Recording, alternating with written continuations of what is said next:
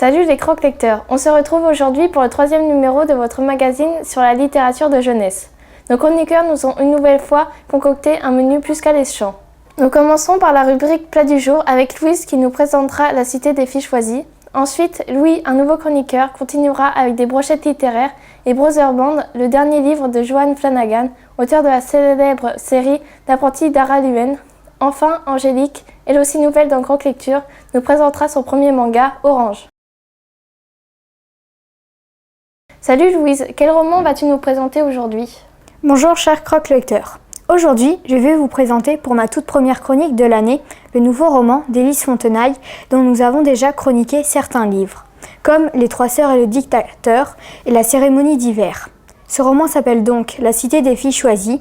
Il est publié aux éditions du Rouergue dans la collection Dos à Dos.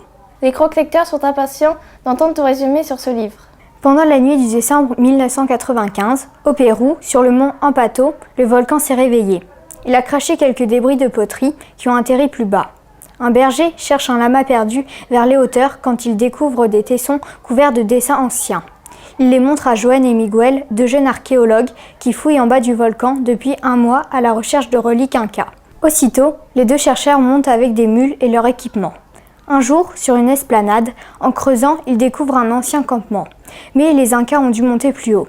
En effet, ils montent plus haut et à ce moment-là, le soleil éclaire la glace et par transparence, ils voient une ombre recroquevillée.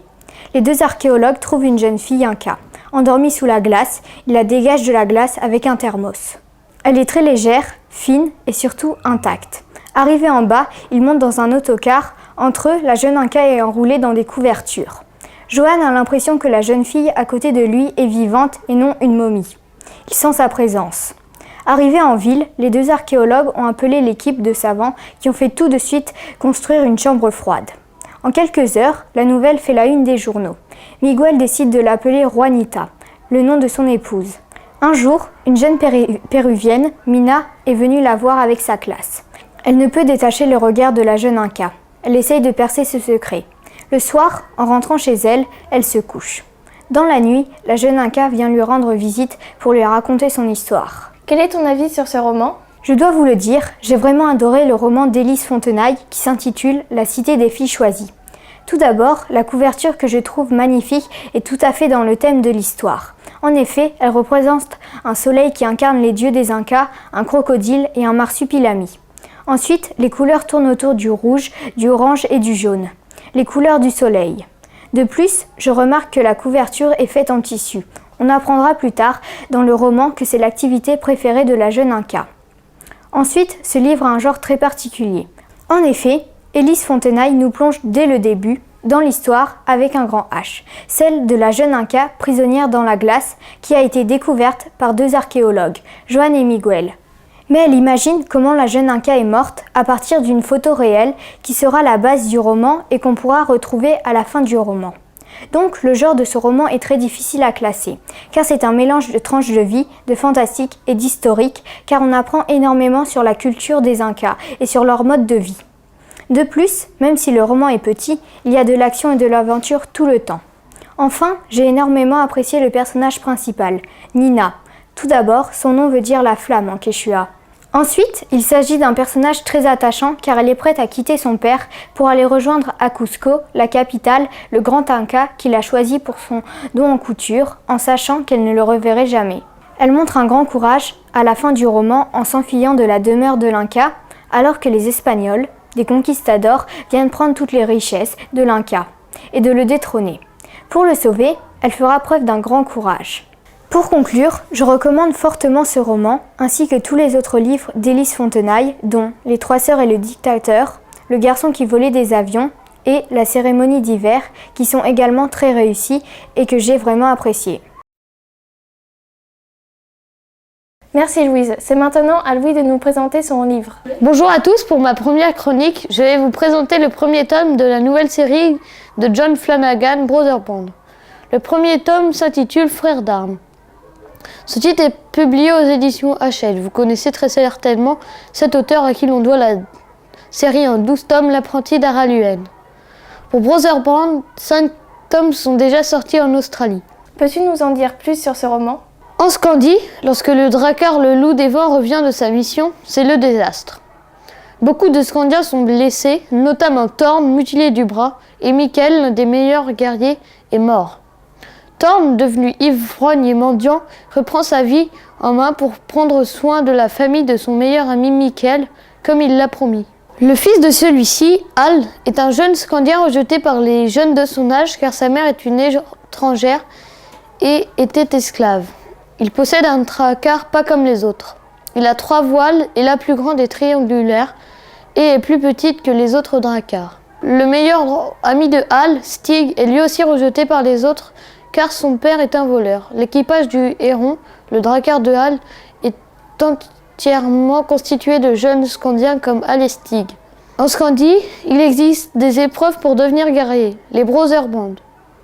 Durant ces épreuves, les jeunes Scandiens doivent faire preuve de robustesse, de courage, d'habileté aux armes, d'endurance. Le jour des épreuves, les instructeurs demandent aux jeunes Vikings de former des groupes, des Brotherbands. Il faut choisir des skrills, des chefs. Bien sûr, Thursgud et Rollon se présentent. Je n'ai pas encore parlé de Thursgud. C'est lui qui persécute Hal, Stig et tous les autres Scandiens différents. Puis Stig intervient. Il propose que Hal devienne Skrill. Mais cette proposition n'est pas acceptée. Au final, 8 personnes ne sont pas désignées par les 2 Skrills. Parmi ces personnes, il y a Hal, Stig, Jesper le voleur, Inyar le myope, Ulf et Wulf les jumeaux, Stéphane le pitre et Edwin. Hal finit par être désigné Skrill du Brotherbrand des Errants. Mais cette série mérite-t-elle le même succès que l'apprenti d'Araluen? Je vous recommande vivement Brotherbrand. Avant cette lecture, je ne connaissais pas son auteur, John Flanagan, dont le premier tome de cette série m'a beaucoup plu. Tout d'abord, je vais vous parler du genre. En effet, ce roman appartient au genre de la fantasy, comme Les Chevaliers d'Émeraude de Anne Robillard. C'est l'une des raisons pour laquelle je l'ai aimé. Je vais vous avouer que les romans de fantasy sont parmi mes préférés. Brotherbrand est un livre très captivant à l'univers tout à fait original, même s'il ressemble beaucoup aux civilisations nordiques des Vikings, dont les points communs sont multiples, comme les Drakkars, l'esprit de groupe. Il ne s'agit absolument pas d'un roman historique. L'auteur a réussi à y ajouter quelques éléments particuliers.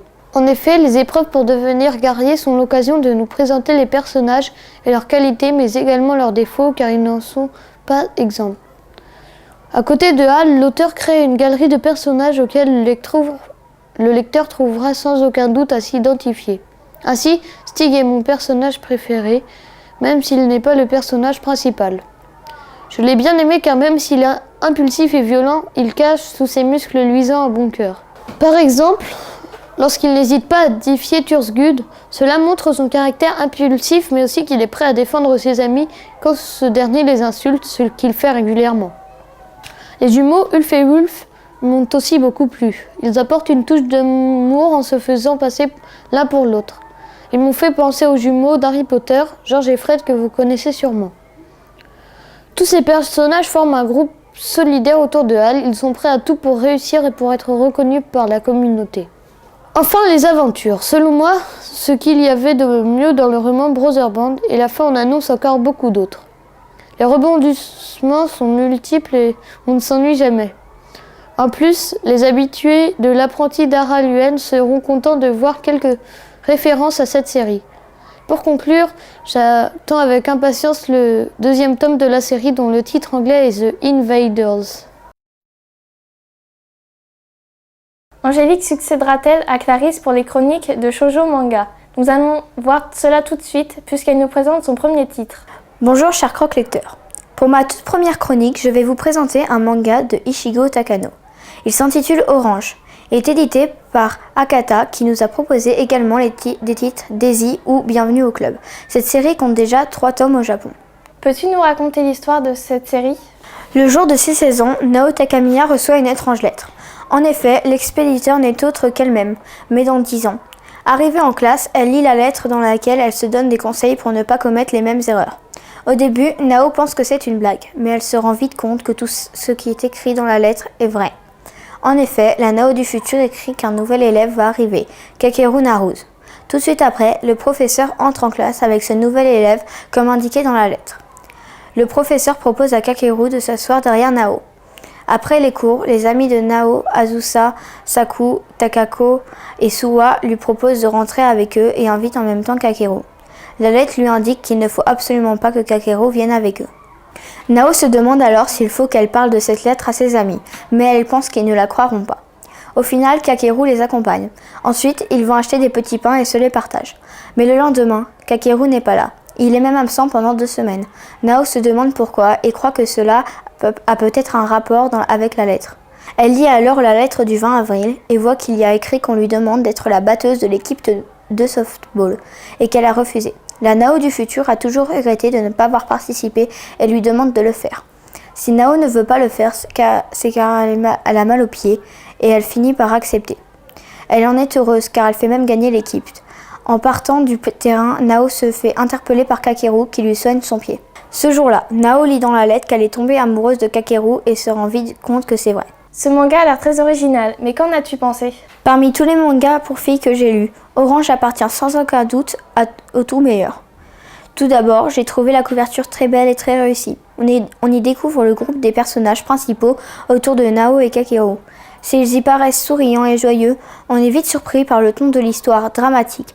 Les dessins du manga font partie des points forts et participent à installer un climat tendu. Mais ce qui attire le lecteur, c'est l'histoire qui mêle adroitement fantastique et romance. Moi qui ai lu de nombreux shoujo mangas, celui-là m'a beaucoup plu car le scénario est original. Le personnage principal du futur envoie une lettre à elle-même dans le passé pour éviter d'avoir des regrets plus tard. Ses doutes s'envolent rapidement sur l'authenticité de ce courrier, mais elle ne comprend pas pourquoi, elle cherche de véritables raisons qui nous sont dévoilées au cours de ce premier volume riche en rebondissements. À la fin de chaque chapitre, on découvre la Nao du futur en compagnie de son mari et de son fils qui se rend à une réunion pour Kakeru, ce qui nous en apprend un peu plus sur les véritables regrets de Nao. Ensuite, l'histoire d'amour entre Nao et Kakeru est vraiment spéciale. Quand Nao se rend compte qu'elle est amoureuse de lui grâce à la lettre, sa timidité l'empêche de faire sa déclaration. Kakeru finit par sortir avec une autre fille, ce qui rend leur histoire très compliquée.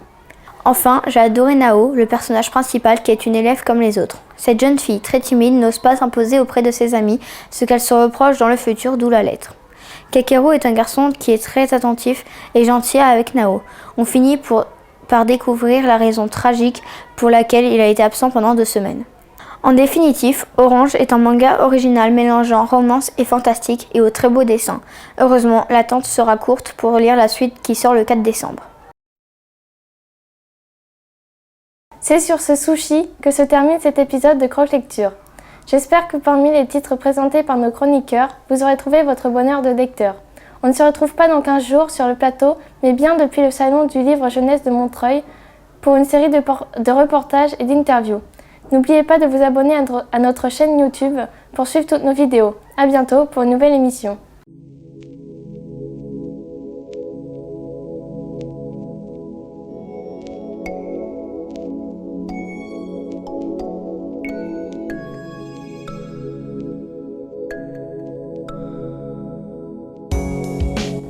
Je relis.